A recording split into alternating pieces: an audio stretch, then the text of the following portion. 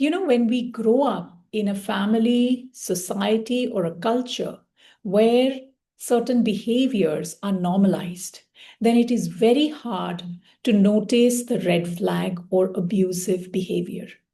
And that is what happens for most of us.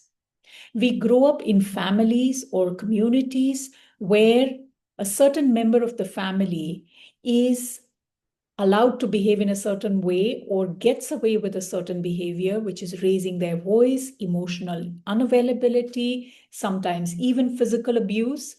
And that is when we are unable to discern whether we are in a relationship that is toxic, unhealthy, or abusive. And that's exactly what happened to me. When I was married and in an abusive relationship, it took me a long time to even realize and accept that it was a toxic or an abusive relationship. At the time when I was growing up, it was all right for men to not be emotionally available. Their anger was considered a part of who they are. Their raising voice or people tiptoeing around them was all normalized, acceptable. Them controlling the women in the house, the children in the house, them deciding on women, what women will wear, what they'll do, whether they'll work or not. All of that was acceptable. And so when we grow up in a context like that, then our ability to distinguish when it's happening to us as a toxic behavior is not easy. So when my ex-husband was possessive, controlling, demanding, or would get angry, I was told that is how men behave.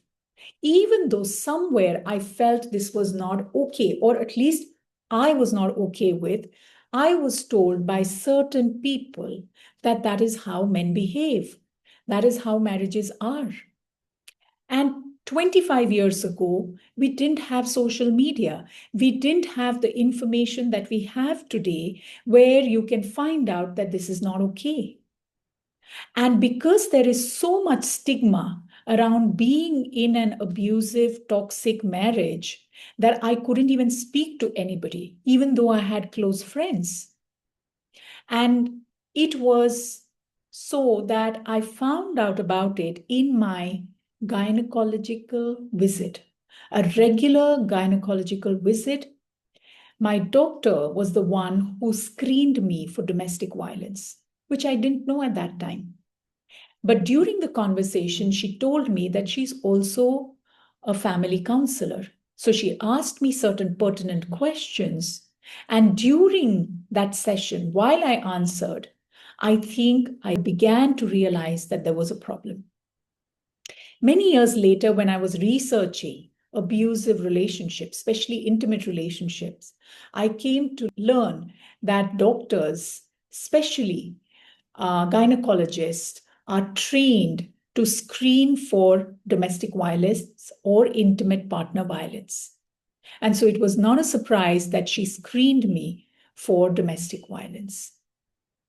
It was not easy to come to terms with the fact that I was being abused because it somewhere hits your ego, your self-respect, your dignity, right? And that is what happened to me. However, I had been in it for 2.5 years. There was a pattern that I was now beginning to notice. And I knew that despite our earlier attempts for any reconciliation or even future attempts for therapy, etc., this was not going to change. And I needed to make the tough decision. Why am I sharing this? I'm talking about this because several of us are often caught in toxic relationships, and often we don't even know that we are in a toxic relationship, right? So what is important is to first begin to understand what are the signs of a toxic relationship. How are you being treated in a relationship? Are you always being criticized? Is decision making a problem for you? Are people always trying to control you? sometimes even verbally abuse you? Do you have to tiptoe around people, always watch out for their reaction in terms of when to speak, what to speak, how to speak? These are very important points to notice, that how do you feel in a relationship? What are the actual things that happen in a relationship? Do you feel manipulated in a relationship? Do you feel that somebody is trying to always control you in some way or the other, or gaslight you, where you went with an issue and you come back feeling as though you are the oppressor, abuser, or the one who's caused the problem, and the other person is the victim, while the starting point was very different? You were the victim. Any of these things could mean that you need to look at your relationship in a serious way. So, coming back to my story, what happened is I started going in for therapy. And during therapy, it became clear that I was in an abusive relationship and I needed to make a decision. Of course, I got out of that marriage right then and there itself. But people who have been in abusive relationships or toxic relationships, they have to watch out whether there is a pattern that they will again get into another toxic relationship. And that is exactly what happened to me. Several years later, I realized that I was attracting men who were high on IQ and low on EQ. They were not emotionally available. They were critical. They were even borderline abusive, verbally or emotionally. They were not respectful. And that is when I remembered about this book that I had read many years ago by Dr. Brian Weiss called Many Masters, Many Lives. It's a very popular book, so several of you may have either read it or have heard about it. There he talks about a person called Jennifer who would get into relationships with men who were not available, either emotionally or otherwise.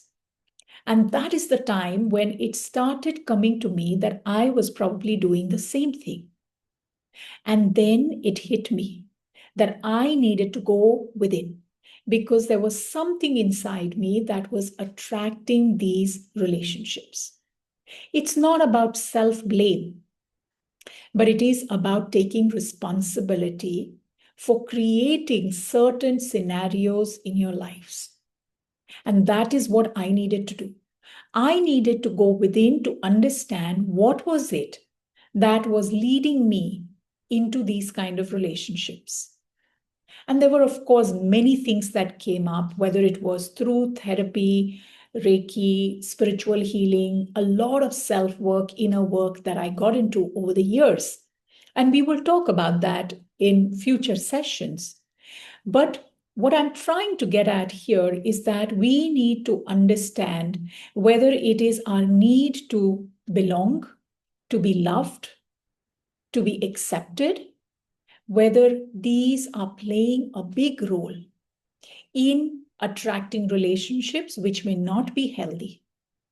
Because if my need to belong and be loved by somebody else is so high that I'm ready to ignore that I am in a toxic relationship or an abusive relationship. And that was what was happening with me. So trying to find out where is this coming from? I needed to be loved. I needed to belong. I needed to be accepted. And of course, there was a lot of it that was coming from my childhood. There are attachment styles that we talk about. I was somebody who was struggling with disorganized attachment style, where I wanted to belong, but I was scared because I was scared that the person that I'm with will leave me, the fear of abandonment.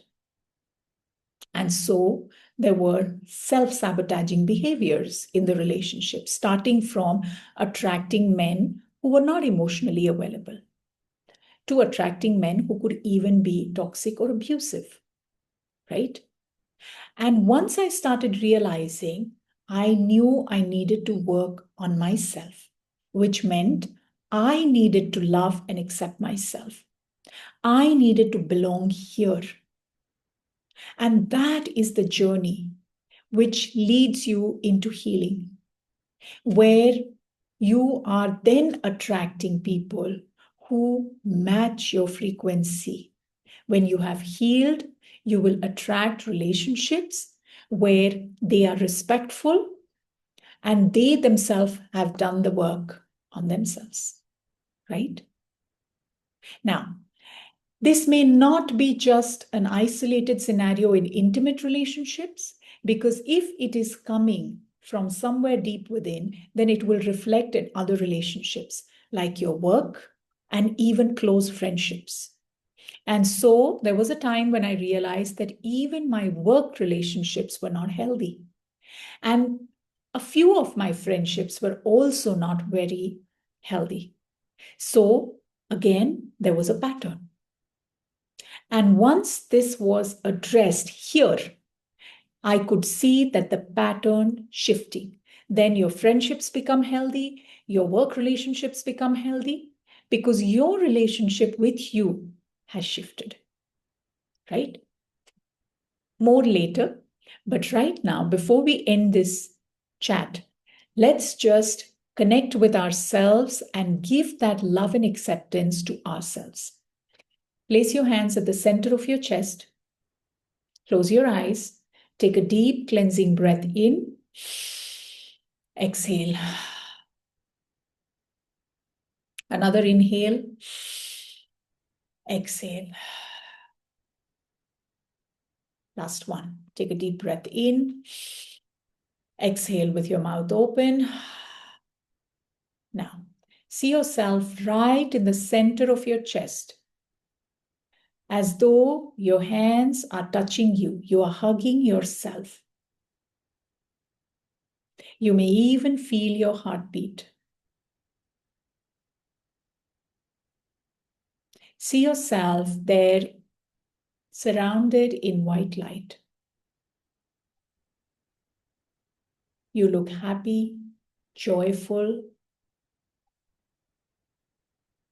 content, fulfilled, healthy.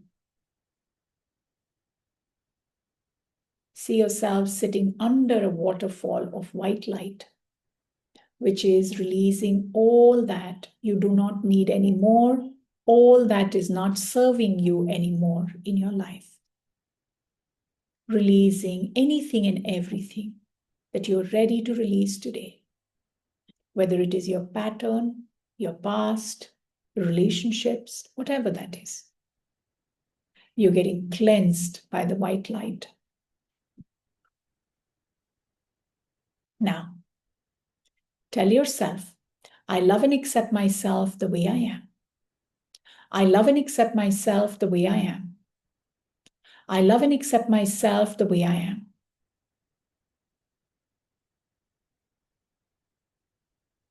Say it as many times as you need to. Keep saying it several times of the day. I love and accept myself the way I am. Take a deep breath in. Exhale. Hold that image of you. Happy, healthy, joyful, content. That is who you are. That is what you're attracting in your life. You may open your eyes, and I wish you well. Take care of yourself and be well.